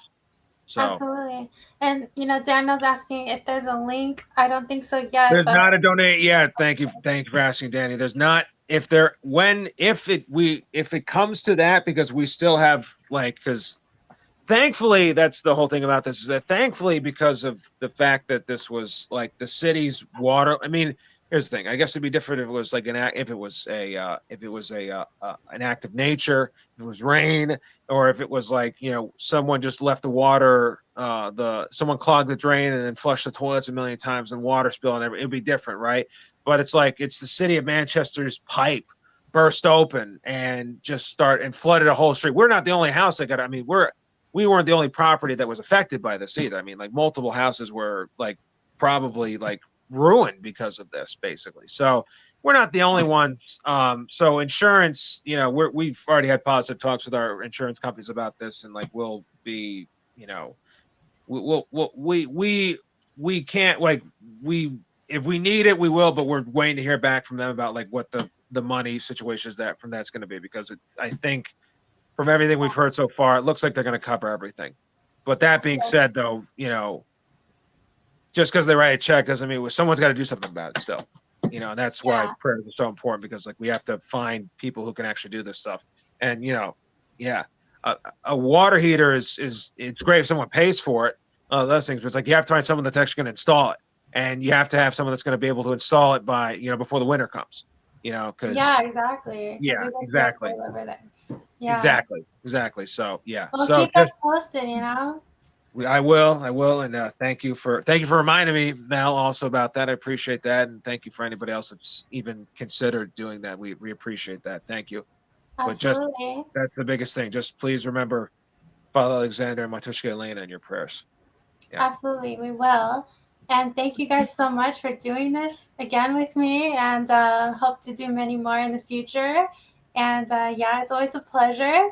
And thank you guys, everyone in the chat, for sticking around. And I hope you enjoyed this, and have a good night. Until next time. Bye-bye.